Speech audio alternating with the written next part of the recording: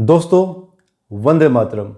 ये जो आप स्क्रीन पर कुंडली देख रहे हैं, इसमें 60 साल के बाद देवगुरु बृहस्पति एंड शनि देव जी, जो कि मकर राशि, उत्तराषाढ़ा नक्षत्र जो कि सूर्य का नक्षत्र है, इसमें बहुत ही क्लोज ट्रांजिट जो कि 21 दिसंबर 2020 रात को 23:50 दिल्ली समय में होने वाली है, जिसमें कि ये क्लोज आएंगे 6.20 डिग्री पर। तो जब इस टाइप का कॉम्बिनेशन बनता है तो ये एक बहुत बड़े भूकंप की तरफ इशारा देता है। तो आज हम इस कुंडली से एनालिसिस करेंगे कि देश और दुनिया में किन किन एरियाज में बहुत बड़े बड़े तूफान, जो कि जान माल की हानि भी दिखाई दे रही है इस कुंडली में, और जिसमें कि बर्फीले तूफान का भी आने का अंदेशा बना हुआ है।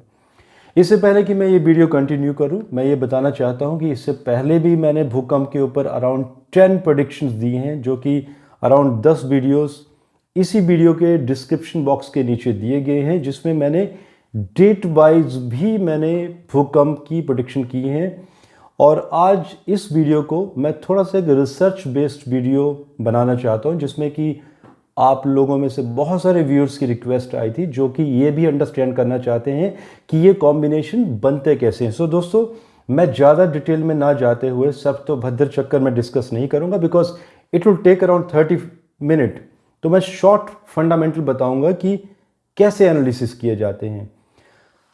इसके लिए आप लोगों के मैं एक डेट ऑफ बर्थ दे देता हूं। जब हमारा 2077 संवत शुरू हुआ था, इसकी आप कुंडली बना लीजिएगा अपने पास, जो कि 24 मार्च 2020 दिन को 2:28 दिल्ली समय बनता है, जिसमें कर्क लगन की कुंडली में जो चंद्रमा थे उस समय मीन राशि में, एंड चंद्रमा उस समय उत्तरा भाद्रपद नक्षत्र जो कि शनि का नक्षत्र है। और अगर आप इस कुंडली में देख रहे हो तो सेम चंद्रमा, सेम कॉम्बिनेशन। तो ये क्या इंडिकेशन देता है? इस कुंडली में भी आप देखिए, चंद्रमा 3 डिग्री पर उत्तरा भाद्रपद नक्षत्र के शनि के शत्रु नक्षत्र में चले गए हैं। जब ये कॉम्बिनेशन बनता है, भारत के लिए भी बात हो रही है, यहाँ पर सिर्फ भारत की बात कर रहा हूँ मैं पहले, बाकी दुनिया की हम बाद में बात करेंगे। तो एक इंडिकेशन है, क्योंकि वाटरी साइन में चंद्रमा बैठा हुआ है। तो जब दोनों तरफ चंद्रमा इस तरह से मैच होता है तो वो पीड़ित करता है जो राज्य उस वाटरी साइन से बिलोंग करते हैं, या अष्टम घर की दिशा वाले जो राज्य होते हैं। अब हम आगे और चलते हैं, कुंडली के ऊपर विश्लेषण करते हैं कि ये कुंडली क्या क्या इंडिकेट करती है, कहाँ कहाँ पर नुकसान हो सकता है। जिसमें कि आप नोट कीजिए, जन्म कुंडली एंड नवांश कुंडली, सिंह लगन की कुंडली निकल के आती है इस समय में, एंड नवांश कुंडली धनु लगन की, दोनों ही फायरी साइन। एंड साथ में ये दोनों ही जो डायरेक्शन बनती हैं, ये ईस्ट डायरेक्शन बनती है। तो ईस्ट की जो डायरेक्शन है, तो ये यहाँ पर प्रोमिनेंट दिखाई देती है कि ईस्ट दिशा में एक बहुत बड़ा भूकंप, जो कि आगे हम नेपच्यून वगैरह से भी कैलकुलेट करेंगे। अब आ जाते हैं हम बाकी चंद्रमा से देखेंगे। चंद्रमा जैसे कि मीन राशि में वाटरी साइन, अष्टम घर में चंद्रमा चले गए हैं। 8वां घर होता है नॉर्थ की डायरेक्शन का। एंड अगर चंद्रमा की अगर मीन राशि भी देखें तो मीन राशि भी नॉर्थ की ही होती है। तो दो कॉम्बिनेशन बन रहे हैं यहाँ पर नॉर्थ के ऊपर, मीन्स नॉर्थ पर एक बहुत बड़ा प्रभाव। एंड नॉर्थ पर कहाँ पर यह प्रभाव?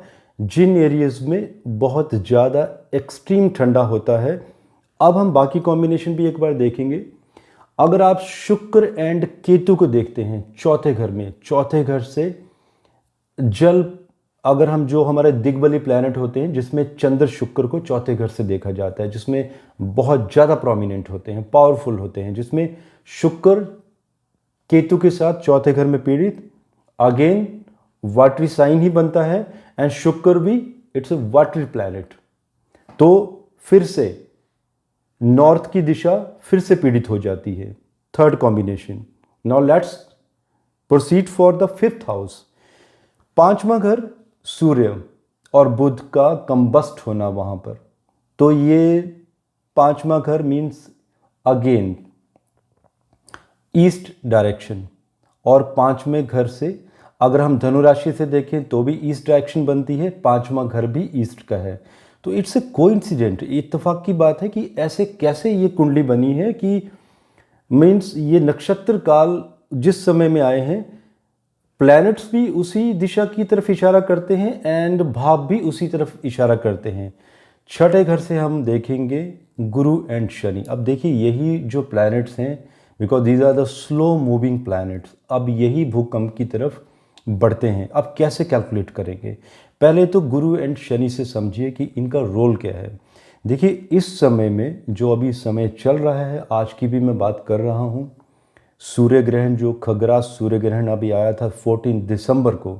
सो दोस्तों ये वो समय है जिस समय से देवगुरु बृहस्पति पे बहुत बड़े बड़े तूफान, बवंडर, टॉर्नेडोस उठना शुरू हो चुके हैं। एंड ये जो एक आक्रामक स्थिति बनेगी, ये 21 दिसंबर को ये जो टाइम दिया हुआ है, इसी समय में बहुत ये जो तूफान है ये बहुत बड़ा रूप ले लेगा। Shani it's a cold planet, बहुत ही ठंडा प्लैनेट है, तो यहाँ पर बहुत बड़े बड़े बर्फीले तूफान भी उठना शुरू हो जाएंगे। मीन्स कि दोनों प्लैनेट्स में ये दोनों जो कॉम्बिनेशन बनेंगे और ये दोनों प्लैनेट्स जब इकट्ठे होंगे, मैं एस्ट्रोनॉमिकली भी बात कर रहा हूँ, तो देखिए इसी तरह से डिकोड करना पड़ता है। तो जब दोनों इकट्ठे होंगे मीन्स कि एक बहुत बड़े भूकंप की तरफ इशारा। अब हम आगे चलते हैं, मंगल एंड चंद्रमा जो कि मीन राशि में बैठे हुए हैं अष्टम घर में। जैसे मैंने पहले भी कहा, आठवां घर जो दिशा बनती है नॉर्थ दिशा, एंड जो मीन राशि है वो भी नॉर्थ दिशा की है। तो कहीं ना कहीं डबल कॉम्बिनेशन बन रहे हैं। राहु अर्थ साइन में बैठे हुए हैं, और यहाँ पर अर्थ साइन में जो प्लैनेट हैं, दो बड़े प्लैनेट जुपिटर एंड सैटर्न। तो देखिए ये कॉम्बिनेशन देखने पड़ते हैं हमें जब भी भूकंप की गणना करनी हो, कि अगर गुरु शनि अगर अर्थ प्लैनेट अर्थ साइन पे चले जाते हैं मीन्स कि भूकंप होगा ही होगा। और अगर उनके ऊपर अगर कोई पापकात्री प्रभाव आ जाता है या मंगल की कोई दृष्टियां आ जाती हैं जो यहाँ पर नहीं है, लेकिन फिर भी सूर्य एंड मंगल के मध्य चले गए हैं, एक हम पार्शियल पापकात्री कह सकते हैं यहाँ पर। और राहु की भी जुपिटर एंड सैटर्न के ऊपर दृष्टि बनी हुई है, तो ये भूकंप की तरफ इशारा। अब हम नेक्स्ट कॉम्बिनेशन ट्राई करते हैं। अगर आप इस कुंडली में देखेंगे तो जिसमें कि दो प्लैनेट शत्रु क्षेत्री हैं, जिसमें कि बुध शत्रु राशि में चले गए हैं, पंचधा मैत्री चक्र की मैं बात कर रहा हूं, एंड शुक्र भी शत्रु राशि में चले गए हैं, एंड जिसमें कि बृहस्पति सम है। तो यहाँ पर दो प्लैनेट्स शत्रु राशि में, एक सम में, तो ये कॉम्बिनेशन बढ़ता जा रहा है। अब आते हैं नक्षत्रों के ऊपर। नक्षत्रों के ऊपर एक कॉम्बिनेशन आप याद रख सकते हैं कि जब भी 4 नक्षत्र शत्रु क्षेत्री हो जाते हैं तो वो भूकंप की तरफ इशारा करते हैं। लेकिन यहाँ पर 5 नक्षत्र एंड साथ में नेपच्यून, प्लूटो एंड यूरेनस की भी स्थिति हम काउंट करेंगे। तो देखिए सूर्य यहाँ पर शत्रु नक्षत्र में, चंद्रमा शत्रु नक्षत्र में, मंगल शत्रु नक्षत्र में, आप नीचे देख सकते हैं डिग्री में, एंड बुध यहाँ पर शत्रु नक्षत्र में। तो पहले 4 प्लैनेट ही शत्रु नक्षत्र में। बृहस्पति शुक्र मित्र नक्षत्र में है, और शनि फिर से सूर्य के नक्षत्र में उत्तराषाढ़ा में। तो यहाँ पर 5 प्लैनेट शत्रु में।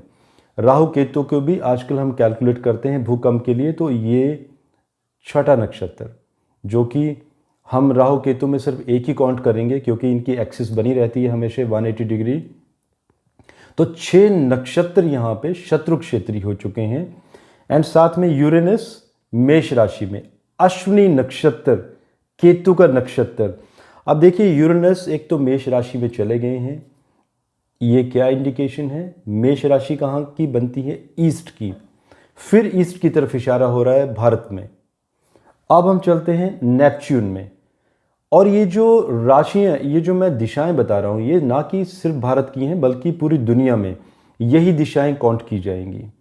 भारत के लिए भी यही, एंड आप सेंटर पॉइंट दुनिया का ले सकते हैं, एंड वहाँ से यही दिशाएं कैलकुलेट होंगी, जिसमें मैं कुछ एरियाज भी बताऊंगा दुनिया के। नेपच्यून, आप देखिए नेपच्यून कुंभ राशि में है, जो कि बृहस्पति के नक्षत्र पूर्वा भाद्रपद नक्षत्र में चल रहे हैं। कुंभ राशि मीन्स वायु साइन, एंड इस समय जुपिटर पर ऑलरेडी बहुत बड़े बड़े तूफान उठना शुरू हो गए हैं, जो कि 21 दिसंबर को प्रोमिनेंट होंगे। एंड प्लूटो यहाँ पर धनु राशि में है। धनु मीन्स एक तो ये फायरी साइन हो गया, साथ में ईस्ट की राशि, और धनु यहाँ पर ये गुरु की राशि में उत्तराषाढ़ा प्रथम चरण। The next combination with Pluto कि ये भी पीड़ित हो गया, यहाँ पर भी ये फिर से कॉम्बिनेशन बन जाता है कि यहाँ पे फिर से ईस्ट की राशि पीड़ित हो चुकी है। अब दोस्तों हम फाइनल रिजल्ट्स पे आते हैं कि अब ये भूकंप आएंगे कहाँ पर। देखिए शनि में अभी बर्फीले तूफान उठ रहे हैं, जुपिटर में बवंडर मीन्स अगर हम नॉर्थ की बात करेंगे तो नॉर्थ में उन एरियाज़ में जहाँ पर एक्सट्रीम ठंडा होता है, तो वो कौन से एरिया हैं नॉर्थ में? जम्मू कश्मीर, लद्दाख, सियाचिन एट्सेट्रा, ये एरियाज़ जिसमें कि पाकिस्तान का एरिया भी कवर होगा, पीओके एट्सेट्रा, ये जो एरियाज़ हैं मीन्स हिमालय की जितनी भी वैली है, मीन्स ये जितने भी एरियाज़ में एक्सट्रीम ठंडा होता है, बर्फ़ पड़ती है, वहाँ पर भूकंप का केंद्र ज़्यादा बना रहेगा। एंड साथ में ईस्ट की डायरेक्शन, बिकॉज बार बार हमने इसको कैलकुलेट किया है, तो ईस्ट भी बहुत ज़्यादा प्रोमिनेंट है, जिसमें कि वेस्ट बंगाल एंड वो जो जितनी भी जोन चली जाती है।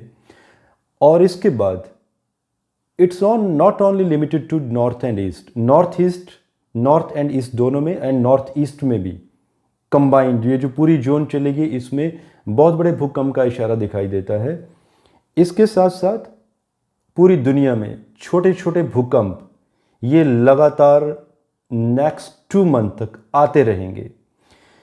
खग्रास सूर्य ग्रहण भी आया था 14 दिसंबर को, जिसमें मैंने वीडियो दिया था, आप वो वीडियो देख सकते हो, जिसमें मैंने कुछ एरियाज बताए थे और भी कुछ प्रेडिक्शंस की थी। कि ऐसे भी मैंने बताया था कि ये ऐसा टाइम आने वाला है जिसमें कि एक्सट्रीम ठंडा होगा, जो ठंडा कभी भी आज तक लोगों ने नहीं देखा होगा। जिसमें कई लोगों के कमेंट भी आए थे कि मेरे वीडियो देने के बाद कि सर ऐसा कुछ नहीं हुआ, कोई ठंडा नहीं हुआ। अगर आप देखेंगे तो 1-2 दिन से अचानक ही ठंड बहुत ज़्यादा बढ़ गई है। अभी 21 दिसंबर के बाद देखिएगा क्या होने वाला है। उस वीडियो में मैंने कुछ एरियाज और भी दिए थे दुनिया के, और वही एरियाज यहाँ पर भी अप्लाई होंगे, जिसमें कि चिले, जिसमें कि ज़्यादा भूकंप का इंडिकेशन दिखाई देता है, centre point, Peru, Argentina, Panama, Colombia, and Britain में बहुत ठंडा होता है, ब्रिटेन, सदर्न अमेरिका के बहुत सारे एरियाज़। सो दोस्तों जितने भी संसार में, अलास्का भी है, वहाँ पर भी बहुत ठंड होती है, बर्फ़ पड़ती है। जितने भी एरियाज़ में जो सबसे ज़्यादा बर्फीले ठंडे एरियाज़ हैं, वहाँ पर भूकंप के केंद्र बने रहेंगे। और ये 21 दिसंबर से शुरू होगा और 2 महीने तक। आज मैं कोई डेट नहीं देना चाहता, बिकॉज कोई फिक्स डेट जब भी हम देते हैं और उस डेट की बजाय नेक्स्ट डेट में भी भूकंप आता है, तो बहुत सारे कमेंट आना शुरू हो जाते हैं। लेकिन ये डेट बहुत ही ज़्यादा प्रोमिनेंट है।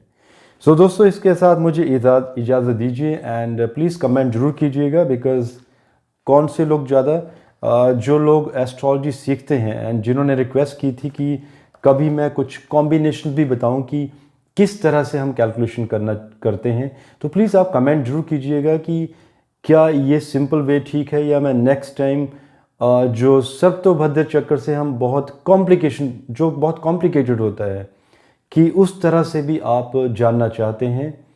सो तब तक मुझे इजाज़त दीजिए अभी दोस्तों, एंड भारत माता की जय।